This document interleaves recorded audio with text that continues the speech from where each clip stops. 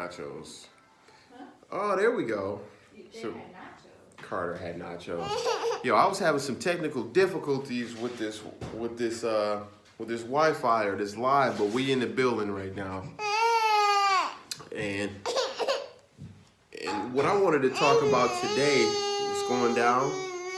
I got Ava with me today because this post is kind of appropriate. What we wanted to talk about is we have a lot of friends right now that are having babies and that are pregnant. And so I wanted to put together like a short list or a long list of, put together a list of some things, I guess some pointers or some tips for the new parents. So for all the folks that's, having babies, like I literally, like some close friends and some people around me, it seems like everybody's having babies right now. I don't know what it is or what's in the water, but everybody's having babies and or is pregnant. Even people I don't know.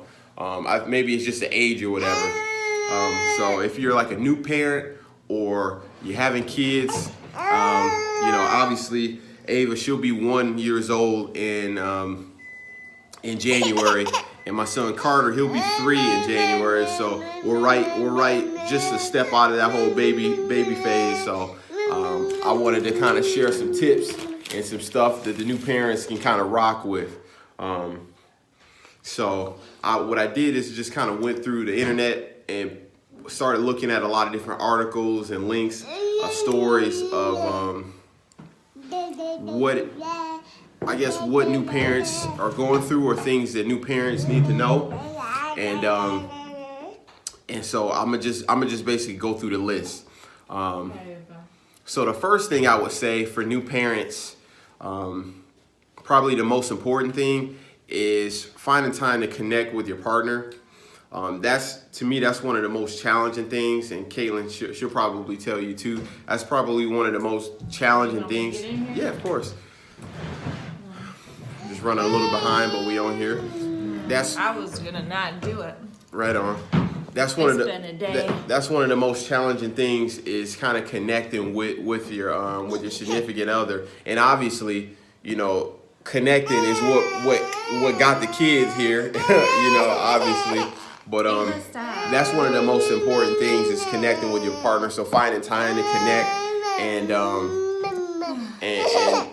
find a way to bond, because hey, Mommy wanna eat. When it was just the two of you, you had all the time in the world, and the only thing you really battle with is like your work and maybe your friends or whatever other commitments you had.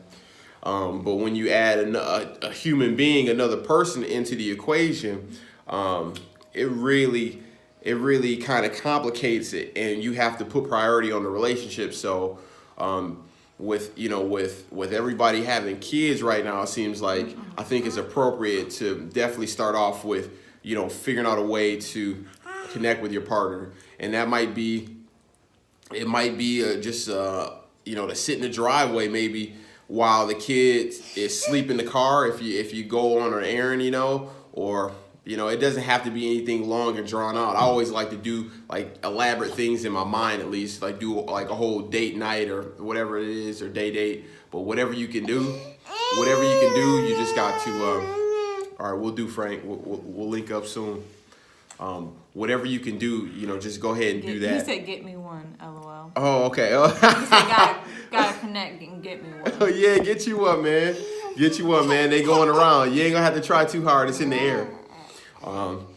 The second thing I got off of one of these articles, and what I basically did was just pull a list of a lot of different articles. I kind of skimmed them and figured out what do I feel like is the most appropriate thing for new parents to know. And I'd say one thing that you should know is it's pretty hard to mess up as a parent. With babies. Hard? I think with newborn, and let me explain why. I think it's pretty difficult to mess up as a parent because I think everybody has. Do me a favor, lock that refrigerator too. Oh. I think everybody has they have a fear of like messing up your child. You know what I mean? Like you're new. It's literally like you don't have a manual that comes with the child. You don't have a manual, and you're kind of figuring it out as you go along. And with them being they don't really require much. They need food and sleep. it's not a whole lot you can really do to spoil them. You That's talking my about opinion. the little baby? Yeah, newborns. Oh. You know, because everybody's having babies right now. And so I wanted to kind of So we're touch talking on about that. not toddler age. Not tolerate. That's what we're this talking is about. this is for the new parents, people that are pregnant right now or just having babies. It's like an epidemic, you know what I mean? Like the stork went and delivered a ton of babies, and everybody having babies. is having babies right now. So new babies, I feel like as a new parent, don't be afraid. It's difficult to mess them up. All they need is food and water. Or milk.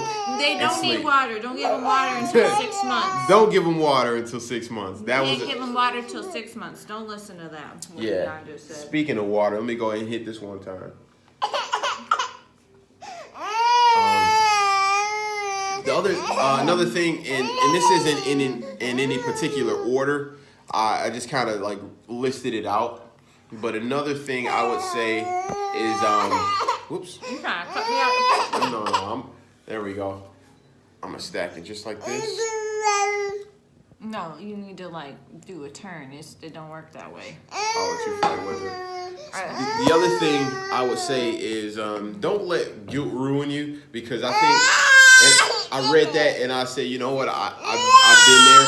Like you feel like you still have your things that you want to get done in life that are personal, maybe fitness or you want to stay in shape, or you have your other passions that you want to get done.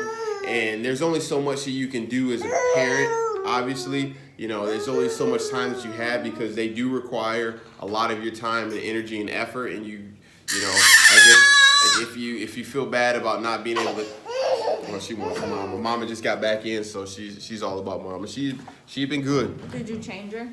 She just woke up. Like, she just woke up and I went and got her, and Carter woke up when I left her. I smelled poop before I left. Yeah, it's definitely probably some poop in there. And with the diapers, you know, you could always, like, if they rock poop for a little bit longer, yeah, I mean, it's just a part of it. You don't want to make it a habit. But where I was going with that is, yeah, if there's things that you don't get to do or things that you have to neglect in order to, you know, to find some peace or sanity, don't feel bad about it. You know, this is coming from Dion. I'm not saying any of this. Obviously, this is my take on it. Dion's take. Yeah, this is definitely my take on it. You know, everybody's got their own opinions. That's what I say. And moms are probably gonna feel differently about that one. Yep. Another tip. I'm just kind of going through a list, and you can feel free to jump in if you feel like a certain way. Well, not obviously, but you feel different about it. Yeah, I feel like in the beginning, yeah, I mean, you shouldn't feel guilt, but it's a different type of guilt. Dion's talking about guilt as far as like you going off and doing your own thing for yourself, which you should have those type of things. Like you need something to keep your sanity. If you need 15 minutes in the morning to yourself, then take the 15 minutes in the morning. But like I took it the opposite way around when I read that, don't let guilt rule you, as far as like mom guilt. So you know, your kids, you feel like you don't measure up to just other expectations, you know. Don't let comparisons when you're a mom is like the worst thing in the world. Don't let that happen. You know, everybody else on like social media and stuff, they show you the best, you know, that's going on. And I see what you're saying. And like, yeah, when you're a mom, like you're gonna be shown a lot, like on social media, you're shown a lot of like mom articles and what you're supposed to do, what you're not supposed to do. There's all these different mom groups. And a lot of times you feel guilty because you may not be doing what they're saying is the best thing to do, or you accidentally gave your kid this, or you don't really do everything. And that can get heavy. That can weigh heavy on you as a parent. Yeah, as a mom. I agree. So that's kind of what I took that as, like, don't let that kind of guilt. Yeah, absolutely. A couple other things, like I said, I'm just running down a list of some things that I read that stood out to me. A big thing, we use a white noise machine or a sound machine. I think we bought it or it was gifted to us, along the process. I don't know when or how we got it, but we use it every day. We use it literally every day for Carter's naps. Survival. We use it when he was a newborn, I think, just because they are so, I guess, they're in tune to sound, you know what I mean? Like, that's one of the biggest fears that newborns have, in particular with kids all in general, is being dropped in loud noises. And the babies have fear of being dropped. yeah, like that's like a real thing. Like, that's one of their big fears is like the feeling of falling and then loud noises. So with the sound machine, you can kind of mask the noises if you live in an apartment, we lived in an apartment for a few years. And like people noises, slamming doors, car horns, people starting their cars in the morning. Like, it's the worst when you fight and wrestle to get your newborn to sleep, only to have them wake up 20 minutes later because of somebody was yelling outside or whatever the case is. So or you flush the toilet. Like, they're sensitive to sounds. So I would say that it's a small thing, but a big thing, and something that I didn't even think until I read that list. We literally use the sound machine every single day. So that's something, if you don't have it, we use it for all the sleeping times. Yeah, for sure. And we started and it works. that when Carter started like napping in his own room. That's when we started that. It works. This is, again, this is my take on a lot of this stuff because, we just kind of skimmed the list.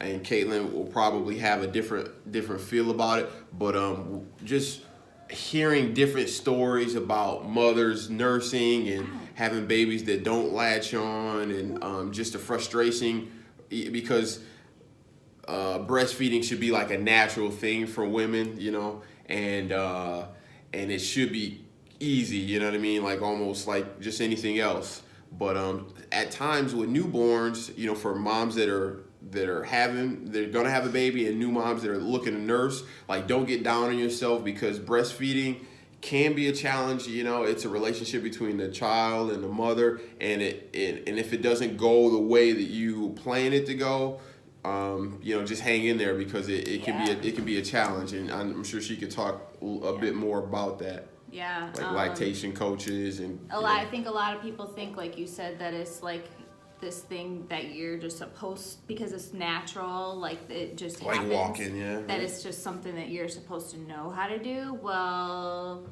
no. Your baby has never done it before, you've never done it before, and so it can be a difficult thing. Yeah, maybe some people have it pretty easy, but other people may not. And I think it's good to always reach out to a lactation consultant. I've heard that the ones at the hospital after the baby is born are not exactly the best, because some of them may recommend supplementing with formula, which if they were a true lactation consultant, that is not something that they would recommend. I'm not going to go really hard into that, but I remember when I first started breastfeeding, like with Carter, I had some issues. It was painful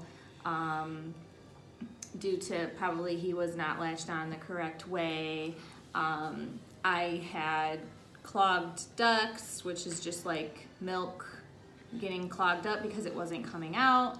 And then I developed mastitis, which is an infection in your breast from having a clogged duct. So. Yeah. But I had to go through it. It was a lot of pain. And I went through it and nursed Carter for 2 years, and now almost 1 year for Ava. So. Yeah. So it's a great thing, but it doesn't stop after that. You still got to keep chugging along, because there's plenty of frustrating times. You're tired of sitting down and nursing. You're tired of nursing through the teething and all of that. But ultimately, it's the best thing for them. So yeah, it's good for them. That's why I chugged along. Good. I'm gonna throw these two together because to me, I think they're kind of obvious and you don't need a ton of explanation. Right. Um, I'm a throw these two together because they, to me, I think they're kind of obvious and you don't need a ton of explanation. Um, I'm a throw these two together because they, to me, I think they're kind of obvious and you don't need a ton of explanation. Um, I'm a throw these two together because they, to me, I think they're kind of obvious and you don't need a ton of explanation. I get this from my buddy years ago. He says sometimes you got to put your pride in your pocket. Pooter, he always says, bro, sometimes you got to put your pride in your pocket, and that's what new parents. I guess everybody's a little bit different when it comes to like getting help and asking for help. But as a parent, ask for help. Sometimes I'll throw this out there. Sometimes you go down that wormhole of Google and you get answers and you get like so many conflicting responses or answers. You know what I mean? So I would say don't be afraid to ask for help from people that you know, from somebody that's trusted, that you have similar shared values. Ask them for some help. Similar values is key, because you don't want to be asking anybody, maybe somebody that thinks the opposite of you. They're not going to tell you what you need. Yeah, exactly. So somebody that has similar shared values as you do, but definitely feel free to ask for help, because sometimes Google isn't always a great option, just because you get a lot of different viewpoints, and it can cause I killed your water, and it can just kind of cause you a little anxiety. Also, sleep when you can. That's something that when I saw that, I said, yeah, I can get behind that. Definitely sleep when you can. All the articles say that, though. Moms and dads, well, yeah, and it's like, and again, that's one of those things that it's almost an obvious thing, but you will have to, figure out when you can get it in, just because you are used to your regular set schedule, and the baby, they're just on a whole different wavelength. So I'm gonna comment on that. Yeah. All of the articles say sleep when you can, sleep when you can, sleep when the baby sleeps. That's a lie. The baby never sleeps. No, but Probably. You're tired, but at the same time, you may want to do something other than sleep. So all the articles that say that, and you feel like you can't sleep when the baby sleeps, then don't. Just do whatever you want to do, okay? Do whatever you want to do. Okay. If you're tired, then sleep. If you're not tired, or you are tired and you want to do something else, then do the other thing. Take a shower, eat some food, make some food, go clean, whatever makes you feel good. There it is.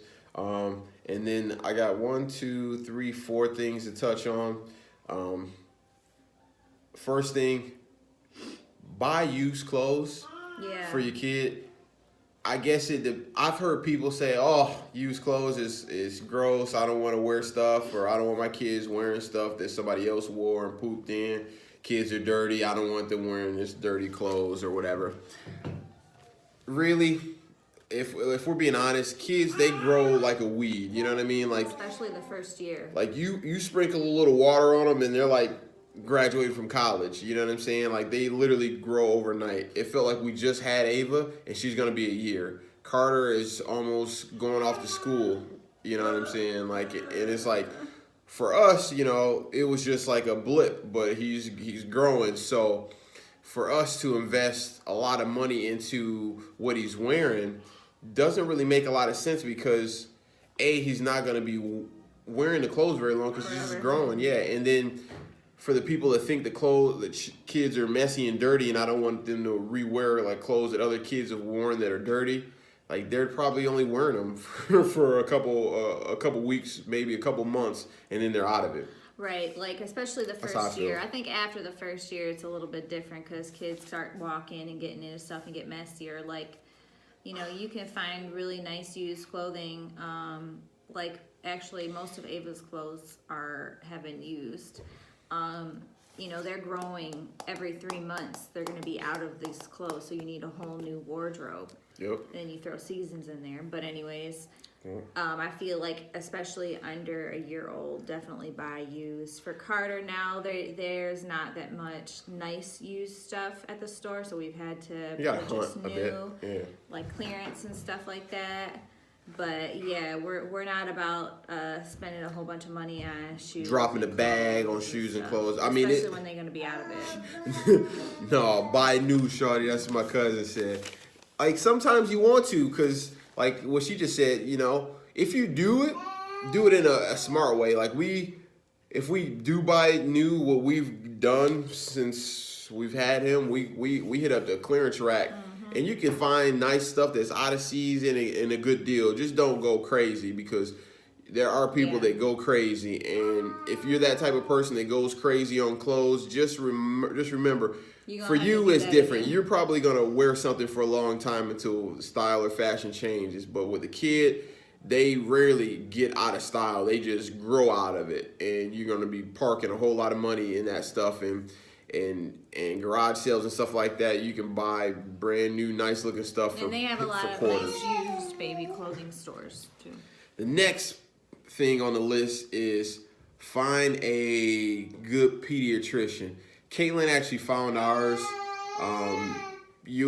The baby is going to go through like normal checkups and what have you, and I guess you want somebody that you trust. Somebody that you trust and start shopping early would be good. Yeah. You don't just want to just go anywhere. You know what I'm saying? Because again, with raising your child, whatever approach you take, you want to make sure that you guys are like kind of similar views, because this is your child. And if you've already had your child, you got a new baby, you kind of feel like the that new pitter patter, that new feeling in your heart. You know what I'm saying? It's an undescribable feeling, to have your first child, second child too, Ava.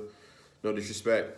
But your first child, it's indescribable. Totally new, yes. Yeah, and so there's certain things where you can kind of skip around or figure out. But with her and shopping for, she did a good job finding a good pediatrician for us that we like and that we connect with. So take your time. Don't rush into just jumping in anywhere. And on that note, if you can start early, because a lot of times they may not, like the good ones may not accept patients. They get booked patients. Up. It's like Jordans. No, they may not accept patients. They sell out. So maybe they won't be able to see them until 6 months later. So, They sell out. So you definitely... all the good ones are gone. That's right. So don't wait. Get in there when you can. The next thing is more so like a dad thing, not so much a mom thing, but a mom thing too. Dads, you will be forgotten. Moms will be forgotten. Moms definitely are forgotten, but dads, you will be forgotten by everybody.